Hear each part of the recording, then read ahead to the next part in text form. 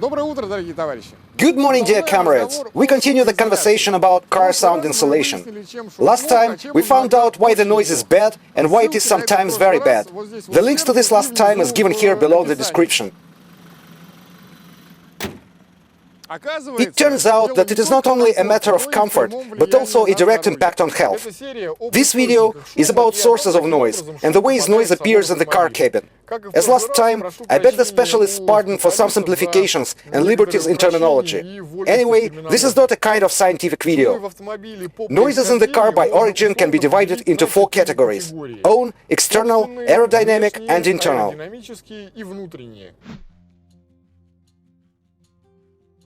For illustration, I will use a device that is not a metering instrument. This is an ordinary tablet.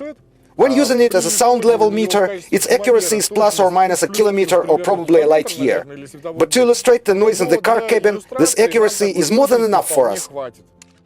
Own noises of a car. These are the sounds made by the units of the car, like engine, gearbox, the rest of the transmission, tires on the road, chassis and so on. It is this type of noise that most people usually complain about. On our mega sound level meter, let's see. I'll shut up now. Now the engine is idling. I'll give it a little bit of gas and now take a look at the pointer.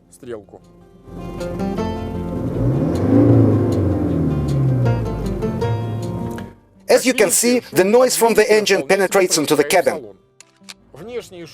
External noise is the sounds born outside the car. That is, noise from neighboring cars, from construction sites which we pass by, and so on. For example, we are now standing on the edge of quite a noisy road. Take a look. Here the level is low, and now I will open the window.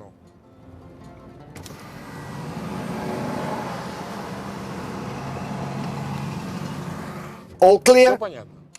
Aerodynamic noises or the well-known wind whistle. To build a car with good aerodynamics in the acoustic sense of the word is very difficult, but it is very easy to spoil it. Just open the window.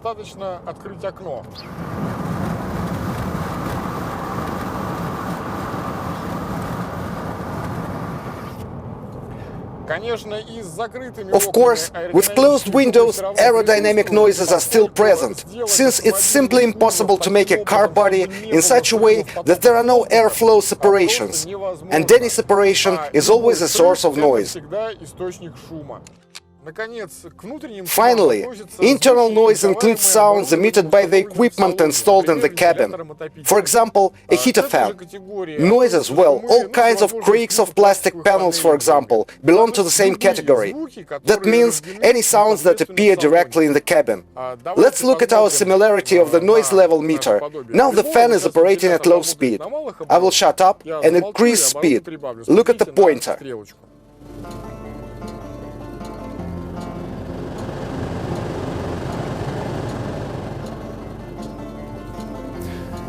Each type of noise enters the cabin in its own way, which is significant in terms of methods of dealing with it. With internal noise, everything is clear. Its sources are already inside the cabin. External noise gets inside the cabin through leaks in the joints of body parts. A sealant, this one here, is also needed to reduce this effect. The connection of the glass to the door is also the joint through which noise enters.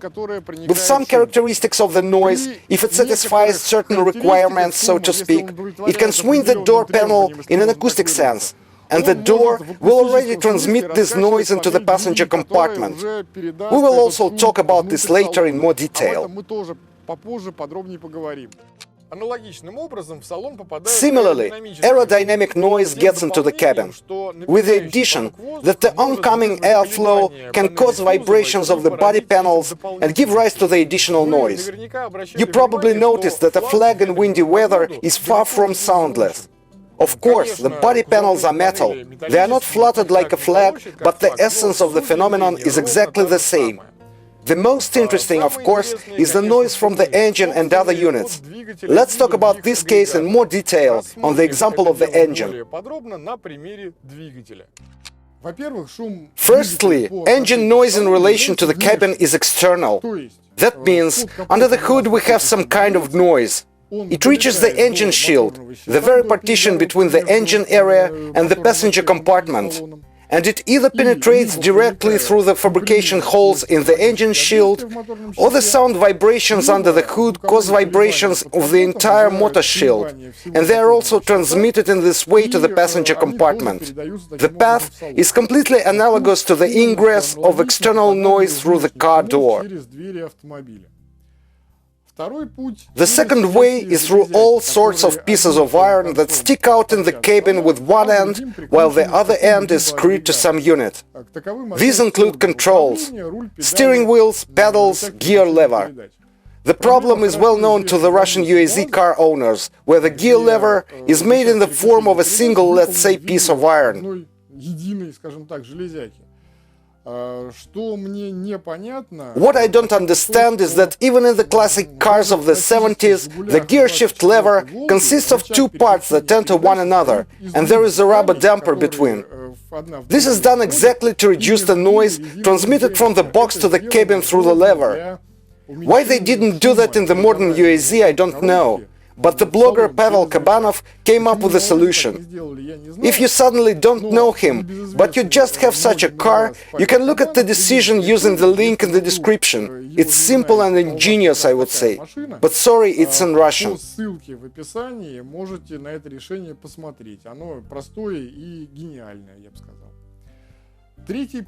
The third way is the most nasty in terms of the complexity of the treatment, through iron. Kitty, what do you want? Where do you want? The engine is bolted to the frame, well, through the supports, of course, and thus, through these very supports of the frame, it transmits sounds and vibrations. Further, sounds and vibrations go through the frame and are transmitted to the body, also through the supports. Naturally, at each stage the sound is weakened with each transmission, but nevertheless, there is such a transmission. It is very significant, and perhaps most of the noise from the engine, tires and other car parts emitting sounds gets in precisely this way. That perhaps is probably all. Now we know the enemy by sight, and this is half the success.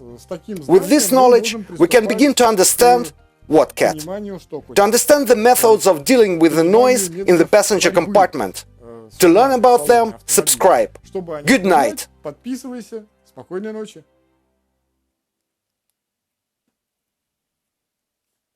Well, take it.